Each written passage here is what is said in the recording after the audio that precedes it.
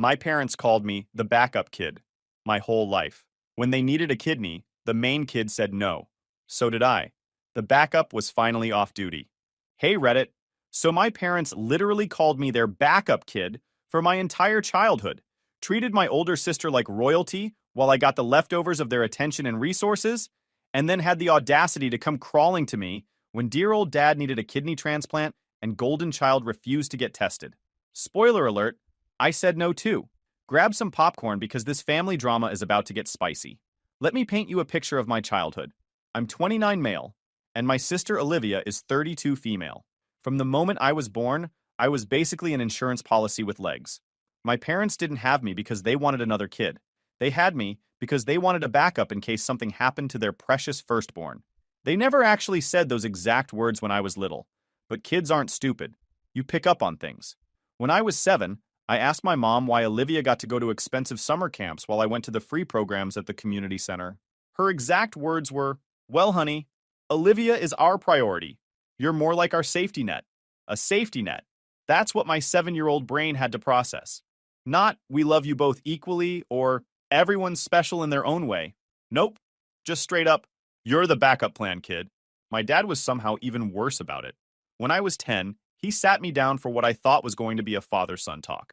Instead, he explained that Olivia was the one carrying on the family legacy, because she was the firstborn and showed real promise.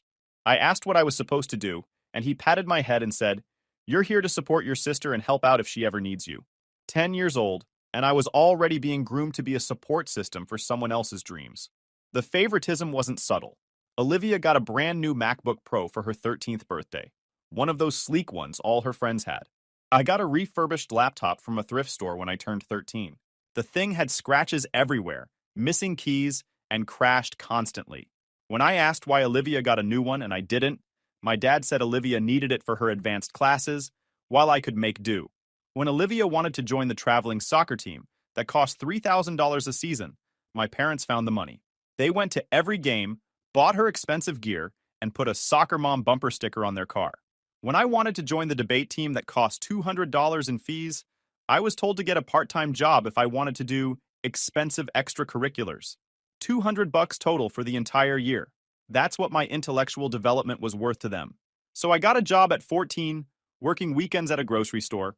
I'd wake up at 6 on Saturday mornings, work until 3, then do homework until midnight. My parents took 30% of every paycheck for household contributions, while Olivia didn't pay a dime. When I complained, my dad said I should be grateful they were teaching me about responsibility. Meanwhile, Olivia was learning about responsibility by having everything paid for. I remember when I saved $300 from my grocery store job to buy a used guitar. I'd wanted to learn for years, and I finally had enough. I came home excited, and my dad looked at it like I'd brought home trash. "You spent $300 on that?" he said. "I saved for 3 months," I replied. "That money should have gone toward your college fund," my mom chimed in. "Olivia's putting all her graduation money into savings. Why can't you be more like your sister?" Olivia's graduation money that they'd matched dollar for dollar, by the way. When I graduated high school, they gave me a $50 savings bond. They made me return the guitar. Said I was being irresponsible. 2 months later, they bought Olivia a professional photography setup that cost over $2,000 because she mentioned wanting to try it as a hobby. She used it twice. Birthday parties were another slap in the face. Olivia's Sweet 16 was this massive event at a rented venue with a DJ, catering, and about 100 guests. When I turned 16, they took me to a chain restaurant and gave me a card with $20 in it. I asked why Olivia got a party, and I didn't. My mom said they'd already done the big party thing and didn't want to repeat it. When I pushed back, my dad said I needed to stop comparing myself to Olivia and be grateful for what I had. What I had was a growing understanding that I was never going to be a priority in this house. College was where things really got insulting. Olivia went to a private university that cost $60,000 a year. My parents paid every cent, bought her a car, furnished her apartment, and sent her monthly spending money. She graduated with a degree in communications and zero debt, which she used to bounce between finding myself jobs while living in an apartment my parents subsidized. When I got my acceptance letter to the same university, I was excited. I'd worked for a 3.9 GPA and got in. I thought maybe this would make them see me as equal to Olivia. My dad barely looked up from his newspaper. "That's nice, but you know we can't afford that." "You afforded it for Olivia," I pointed out. "That was different. We'd planned for Olivia's education for years. We made commitments. What about commitments to me? My mom sighed like I was being difficult. We invested in Olivia's future because she was our first priority. That doesn't mean we don't love you. Just that you love her more, I said. My dad finally put down his newspaper. Don't be dramatic. We're offering to help with community college and books. That's more than a lot of parents do. So I'm being punished because I was born second? Nobody's being punished, my mom said. Olivia had more potential academically. I have a higher GPA than she ever did. My voice went up. I work harder, I study more, I actually care about my education. What more do you want from me? My dad stood up. Life isn't fair. The sooner you learn that, the better off you'll be. We'll help with community college. Take it or leave it. So I put myself through school. Worked full-time overnight shifts at a warehouse while taking classes during the day. 10 p.m. to 6 a.m. 4 nights a week, lifting boxes and loading trucks. Then I'd drive to campus, pound coffee, and try to stay awake through lectures. Lived in the cheapest apartment I could find, with 3 roommates who thought rent was optional. I ate ramen and peanut butter sandwiches for most meals. Lost 20 pounds my first semester because I couldn't afford enough food. I got sick a lot. Stress, exhaustion, poor nutrition. Ended up in the student health center twice with severe infections because I couldn't afford to miss work. There were nights when I'd be so tired I'd fall asleep standing up in the warehouse. I'd catch myself nodding off and have to slap my own face to wake up. My supervisor caught me once and threatened to fire me. I begged for another chance, explained I was putting myself through college. Why don't your parents help? He asked. They're helping my sister, I said. He didn't have a response to that. By my junior year, I'd gotten into a rhythm. Still exhausted, but managing to maintain a 3.7 GPA. I was proud of that. Proud that I'd made it work despite everything. My parents didn't contribute a single dollar, but they showed up to my graduation and took pictures, like they'd been supportive the whole time. Olivia didn't even come. She was on a trip to Bali that our parents paid for because she'd been stressed from work. I graduated with honors in finance, had a job lined up, and my parents' response was a text that said, "Congrats, dinner next month?" They took Olivia to a surprise party when she graduated, rented a private room, invited 50 people, had a cake that probably cost more than my monthly grocery budget. The difference was so obvious, it would have been funny if it wasn't my life. After college, I kept my distance. Not full no contact, but I wasn't showing up for every family dinner or pretending we were some tight-knit unit. I built my own life, focused on my career, and tried to make peace with the fact that some parents just suck at treating their kids equally. I did well for myself. Really well, actually. Worked my way up to a senior analyst position, bought my own place, and built a life I was proud of. No help from them. No loans. No safety net. Just me grinding it out every single day.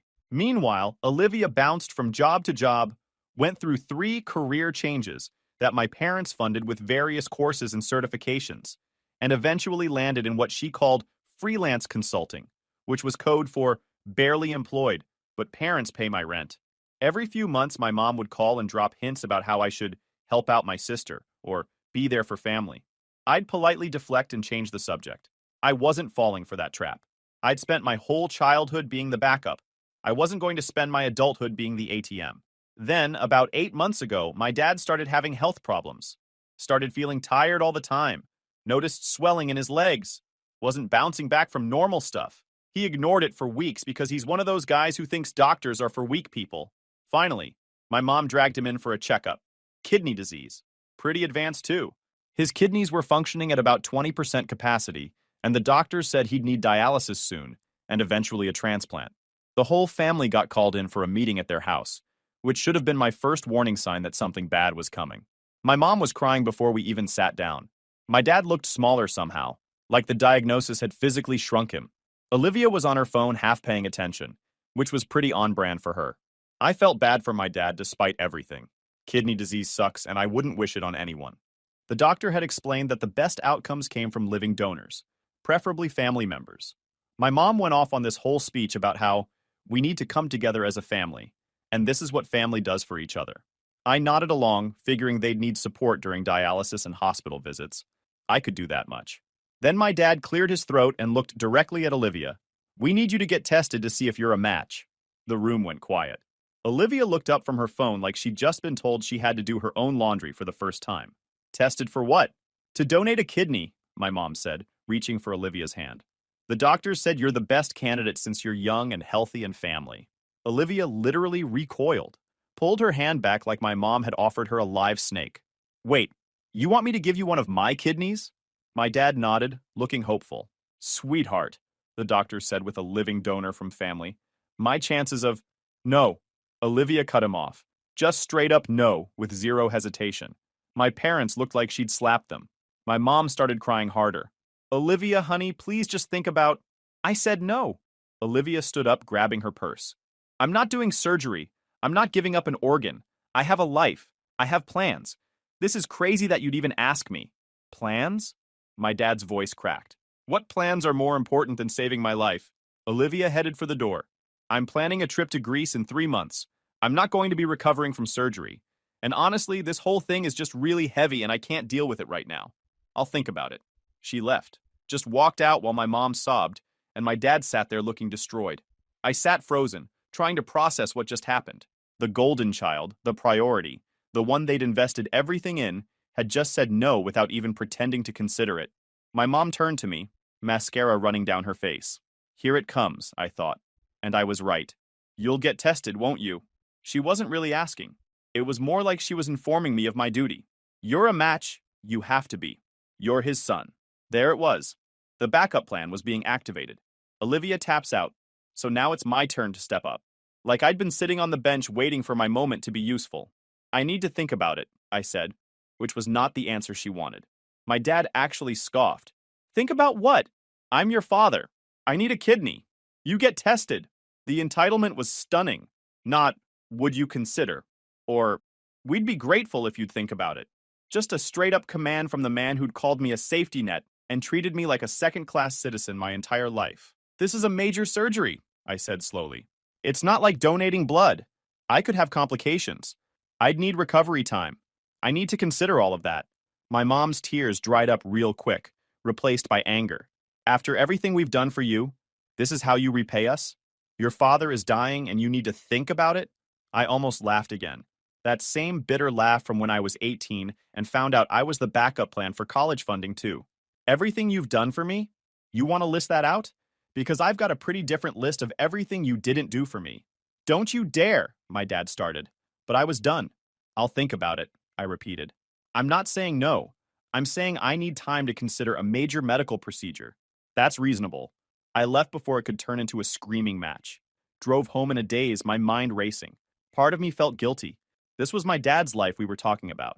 But another part of me, the part that remembered every slight and every moment of favoritism, was asking why I should risk my health for people who'd never put me first. Over the next few days, the pressure campaign started.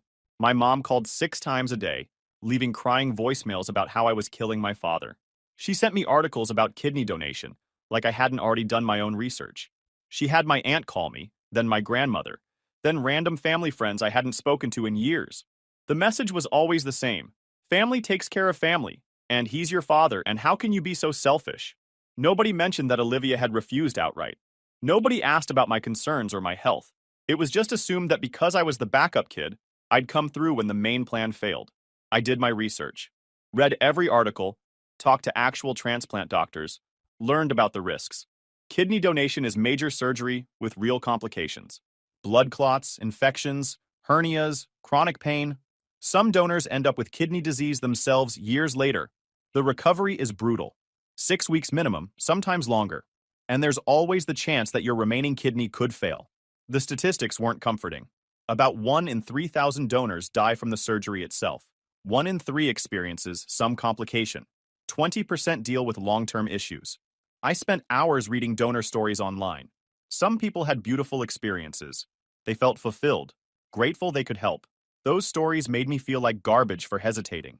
But then I'd read the other stories. People who donated and ended up with chronic pain. People whose remaining kidney started failing years later. People who felt pressured into donation and regretted it. People who gave an organ to family members who went right back to treating them poorly after recovery. One story stuck with me. A woman donated a kidney to her sister, had complications during surgery, ended up with nerve damage. She said the physical pain was nothing compared to realizing her family expected her to be grateful for the opportunity to suffer for them. That's what got me thinking. What would happen after I donated? Would my parents suddenly value me? Would this erase a lifetime of being second best? Or would they take my kidney and go right back to treating me like the backup kid? I knew the answer. I'd always known it. The guilt was crushing, though. Every phone call from my mom was like a knife. She'd cry about how dad was deteriorating on dialysis, how tired he was, how the treatments made him sick. She'd send pictures of him looking weak and frail. My extended family got involved too. My uncle called me at work. Your dad's dying and you won't even get tested? What kind of son are you? I explained I wasn't comfortable with the risks. Risks? He scoffed. You're young and healthy. Stop being selfish. Did Olivia get this call? I asked. Silence. He hung up, but the calls kept coming. My grandmother, my aunt, random cousins I barely knew. Everyone had an opinion about what I should do with my body. Nobody asked about my concerns or my health. I'd lie awake at night sometimes, imagining my dad's funeral, imagining everyone blaming me, imagining being the villain in the family story forever. But then I'd remember being 7 and being called a safety net, being 10 and being told Olivia was the priority, being 15 and having to return the guitar I'd saved for, being 18 and being denied the same education my sister got. The breaking point came when I was talking to a work friend about the situation. Jamie listened to the quick version. So wait, Jamie said.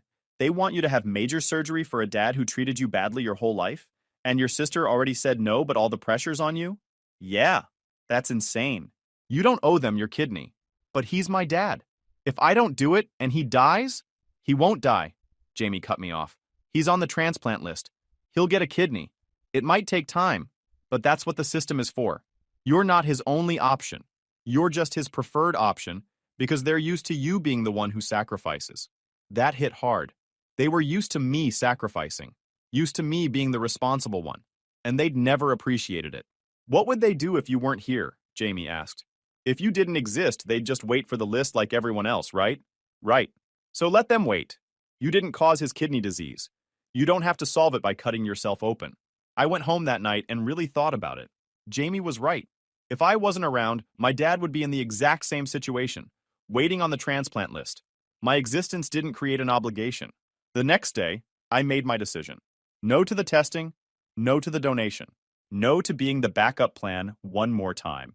I called Olivia, curious what her reasoning was. She picked up on the fourth ring, sounding annoyed that I was interrupting her yoga class or brunch or whatever. What's up? I wanted to talk about Dad, I said. She groaned. Mom already tried this. I'm not changing my mind. I'm not asking you to change your mind. I just want to understand why you said no so quickly. There was a pause. Because it's my body and I don't want to cut it open and give away an organ? Is that not reason enough? Fair, I said. But they paid for your entire life. Your school, your apartment, your car, everything. You don't feel like you owe them? Olivia laughed, and it sounded genuine. Owe them? They chose to have kids. They chose to invest in me. That was their decision, not mine. I didn't ask to be born, and I definitely didn't sign a contract promising my organs in exchange for college tuition. The logic was sound, even if it was harsh. Mom's losing her mind. Dad, too. Let them. Olivia sounded unbothered. They'll figure something out. They always do. And honestly, little brother, you should say no too. Don't let them guilt you into this. That caught me off guard. You think I should refuse? I think you should do what's best for you, she said. They treated you like garbage our whole lives. You don't owe them your kidney just because you share DNA? She hung up before I could respond. I sat there holding the phone, realizing that Olivia had just said out loud what I'd been thinking but hadn't wanted to admit. She was selfish and self-centered, sure, but she wasn't wrong. The next family meeting happened 4 days later. My mom had called it, insisting I come to the house. When I arrived, my dad was on the couch looking worse than last time. The dialysis was taking a toll. My mom's eyes were puffy from crying. Olivia wasn't there, which tracked. Did you think about it? My mom asked before I'd even sat down. I did, I said.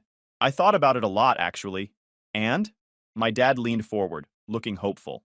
I took a breath. This was going to go nuclear, but I'd made my decision. I'm not getting tested. The silence was deafening. My mom's face went through about 5 different emotions before landing on rage. Excuse me? I'm not getting tested to be a donor, I repeated. I've thought about it carefully, considered the risks, and I'm not comfortable with the procedure. My dad's face turned an alarming shade of red. You selfish piece of... Don't. I held up my hand. Don't call me selfish when you've treated me like a backup plan my entire life. Don't act betrayed when you literally told me as a child that I existed to support Olivia. That's not. We never. My mom sputtered. Mom, you called me a safety net when I was 7 years old. Dad told me Olivia was the priority, and I was here to help out. You funded her entire life while making me work for scraps. You had me pay rent as a teenager while she lived free. You sent her to private university while I got community college and a night shift at a warehouse. We gave you a home, my dad shouted. We fed you, clothed you, raised you. That's called being a parent, I shot back. That's the bare minimum. You don't get credit for doing what you're legally required to do. And you did it while constantly reminding me that I was less important than Olivia. My mom was full on sobbing now. How can you do this to us? He's your father. He's dying. He's on a transplant list, I corrected. He'll get a kidney eventually. It might take time, but people wait for kidneys every day. The wait list could be years. My dad stood up, shaking. I could die waiting. You'd really let your father die because of some childhood grudges? These aren't grudges, Dad. This is a lifetime of being treated like I didn't matter. And now, only now, when you need something from me, suddenly I'm supposed to step up? Where was this energy when I needed help with college? Where was this family loyalty when I was working overnight shifts to afford textbooks? We did our best, my mom cried. No, you did your best for Olivia. You did the bare minimum for me. And that's fine. You made your choices. But now I'm making mine. My dad stumbled toward me, and for a second I thought he might take a swing. Instead, he just stood there, breathing hard. If you don't do this, you're dead to me. You understand? You'll never be part of this family again. I'd expected this threat, honestly. It still hurt hearing it out loud, but I'd prepared for it. Okay, that one word seemed to break something in him. He'd expected me to crumble, to cave under the threat of disownment. When I didn't, he didn't know what to do. Okay, my mom repeated. Just, okay? You'd throw away your whole family? You threw me away a long time ago, I said quietly. You just didn't realize it because you kept me around as a backup plan. Well, I'm resigning from that position, effective immediately. I stood up to leave. My mom grabbed my arm, her grip surprisingly strong. Please, I'm begging you. We'll do anything. We'll make up for everything, I swear. Just please save your father. I gently removed her hand. If you wanted me to be a loyal son who'd sacrifice anything for family, you should have treated me like family when I was growing up. You don't get to cash in on bonds you never bothered to build. You're a monster, my dad said, his voice hollow. No, I replied. I'm just not your backup plan anymore. I walked out of that house and didn't look back. My phone started blowing up immediately. Texts from my mom, calls from relatives, even a Facebook message from a cousin I hadn't spoken to since we were kids. Everyone had an opinion about my terrible decision. The messages ranged from manipulative to hostile. My mom sent voice memos of her crying. My dad sent one text, "You're killing me." My grandmother left a voicemail calling me heartless. The social media campaign was brutal. My mom posted a vague Facebook status about when family lets you down in your darkest hour. The comments rolled in, people offering prayers, asking what horrible person would abandon family. I wanted to comment, "Ask Olivia," but I didn't. Let them think what they wanted. One cousin, Brian, texted me privately. Hey man, I heard what's going on. Just wanted to say I get it. Your parents have always been weird about you and Olivia. That was validating. Someone else had noticed. Someone else had seen it. The guilt hit hard that first week. I'm not going to pretend it didn't. Part of me wondered if I was being vindictive, if I was letting childhood resentment cloud my judgment. I had nightmares where I showed up to his funeral and everyone blamed me. In one nightmare, I was standing at the funeral and my mom was giving a eulogy, talking about how my dad had needed his family, and his family had failed him. Everyone in the church turned to stare at me, their faces full of disgust. I woke up in a cold sweat. The nightmares kept coming. Different scenarios, same theme, my dad dying and it being my fault. I stopped sleeping well, started losing weight, my work performance slipped. My boss asked if everything was okay. Family stuff, I said vaguely. But then I'd remember being 10 and being told I was just here to support my sister. I'd remember working myself to exhaustion while Olivia got handed everything. I'd remember every dismissal, every comparison, every moment where they made it clear I was less than. My mom tried everything. She showed up at my apartment crying, begging me to reconsider. I watched through the peephole as she knocked for 10 minutes before leaving. She sent letters. She had my grandmother call repeatedly. She sent me a particularly manipulative email detailing every nice thing they'd ever done for me. Remember when we took you to Disney World? Remember the bike for Christmas? Basic parenting stuff. Literally the minimum.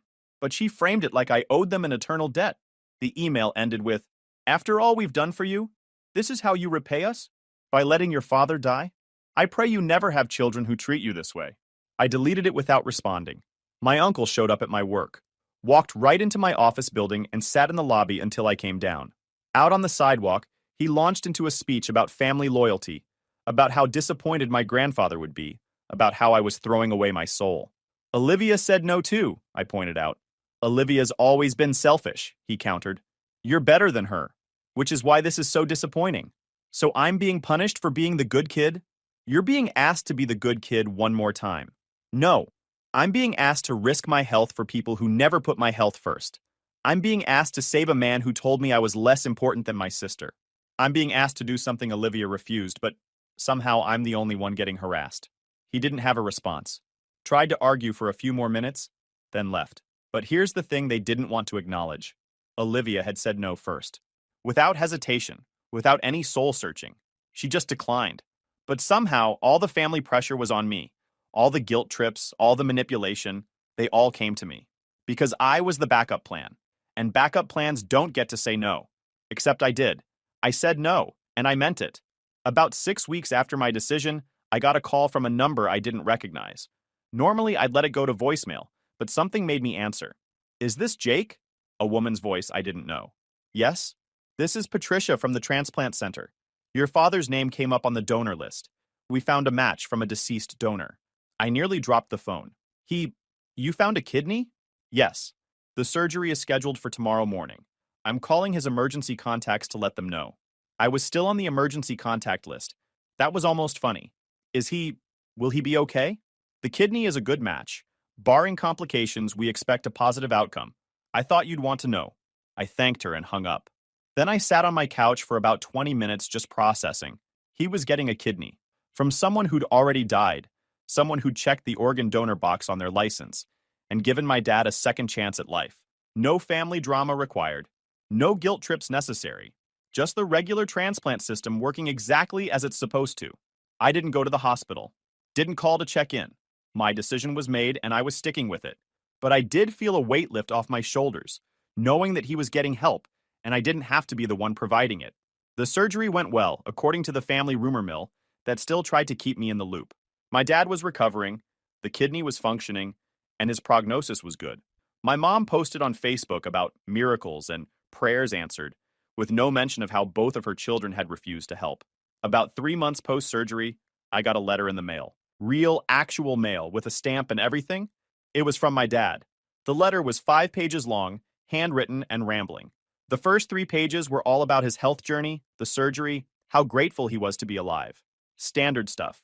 Page 4 was where it got interesting. He wrote that his near-death experience had given him perspective and made him realize what's truly important. He wrote that he understood why I'd said no, that he'd perhaps not been the best father, and that he hoped we could move past this difficult chapter. Perhaps not been the best father. That was his apology for a lifetime of making me feel worthless. Page 5 was the real kicker. He wrote that now that he was healthy again, he hoped we could rebuild our relationship. Family dinners, holidays together, making new memories. And then, in the last paragraph, he mentioned that since I'd done well for myself financially, maybe I could help Olivia out since she was struggling with rent. I read that last part 3 times to make sure I wasn't hallucinating. The man nearly died, got a second chance at life, wrote me a letter about perspective and family, and still ended it by asking me to financially support my sister. The backup plan never ends, apparently. I was just supposed to shift from organ donor to ATM. I didn't write back, didn't call, didn't acknowledge the letter at all. What was there to say? He'd learned nothing. They'd learned nothing. In their minds, I was still just the backup kid who existed to make their lives easier. My mom tried a different approach a few weeks later. She called from a new number that I stupidly answered. Honey, I miss you. Can we please just talk? We're talking right now, I pointed out. I mean really talk. In person. Maybe lunch? I almost said no outright, but curiosity got me. What would we talk about? Us. Our family. Healing. She paused. And I wanted to apologize. Really apologize for how we treated you growing up. That got my attention. Okay, I'll meet you for lunch. We met at a casual restaurant near my office. My mom showed up looking older than I remembered, more fragile. The whole kidney crisis had aged her. She hugged me when she saw me, and I let her, feeling awkward. We ordered food and made small talk for about 10 minutes before she got to the real reason for the lunch. I've been doing a lot of thinking since your father's surgery. Yeah? About our family. About how we raised you and Olivia differently. She dabbed at her eyes with a napkin. I want you to know that we never meant to make you feel less important. But I was less important, I said. You told me that explicitly, multiple times. She winced. We thought we were being practical. Olivia was our first, and we invested heavily in her because we thought she had the most potential. You were always so independent, so self-sufficient. We thought you'd be fine without as much support. So you're saying I was punished for being self-sufficient? That's the logic? It wasn't punishment, she started. Mom, you made me pay rent at 18 while Olivia lived free. You funded her private university while I worked night shifts. You bought her a car, paid her insurance, subsidized her lifestyle. You called me a safety net to my face when I was a child. How is any of that not treating me as less important? She was crying now, but I didn't feel bad. These were tears she should have cried 20 years ago when she was making these choices. I know we messed up, she whispered. I know we failed you, and I'm sorry. I'm so sorry. Okay. She looked up. Okay? Yeah. Okay. I accept your apology. I took a bite of my sandwich. Doesn't change anything, but I accept it. What do you mean it doesn't change anything? I mean, I'm still not interested in being part of this family. You're apologizing now because you need me to forgive you, not because you've actually changed. If I hadn't said no to the kidney donation, would we be having this lunch? Would you be apologizing? She opened her mouth, then closed it. We both knew the answer. I appreciate the apology, really, but I've built a good life without you guys. I have friends who treat me with respect. I have a career I'm proud of. I don't need parents who only valued me when they needed something from me. We're your family, she said desperately. You're my biological relatives, I corrected. Family is supposed to love you unconditionally, support you, treat you as valuable. You guys loved me conditionally, supported Olivia, and treated me as backup. So no, you're not my family. Not anymore. I left money for my half of the meal and walked out. She called after me, but I kept walking. That was 8 months ago. I haven't spoken to either of my parents since. Olivia sends me the occasional meme on Instagram, which is the most relationship we've ever had anyway. My extended family still tries to guilt me through the grapevine, but I've gotten good at ignoring it. My dad's healthy. His new kidney is working great. He posts on Facebook about his second chance at life, about not taking things for granted, about family being everything. Never mentions that both his kids refused to help him. Never mentions how that might have been karmic justice for how he raised us. I'm doing great. Got a promotion at work. Started dating someone who thinks it's insane that my parents called me their backup kid. I'm looking at buying a bigger place, maybe getting a dog, building the life I want with people who actually value me. Sometimes people ask if I regret my decision, if I feel guilty that I refuse to donate. The answer is no, and I'll tell you why. I didn't refuse to save my dad's life. I refused to risk my health and well-being for people who spent my entire childhood making it clear I didn't matter as much as my sister. I refused to set myself on fire to keep warm people who wouldn't share their jacket with me when I was cold. My dad got his kidney through the proper channels, the system that exists exactly for situations like this. He survived. He's healthy. No family drama required. And I learned that the backup plan gets to clock out sometimes. Actually, the backup plan gets to quit entirely if the job sucks bad enough. Some people will call me heartless. Some will say I should have risen above my childhood and been the bigger person. Some will say family is family, and you help no matter what. To those people I say, you're welcome to give your kidney to someone who treated you like garbage your whole life.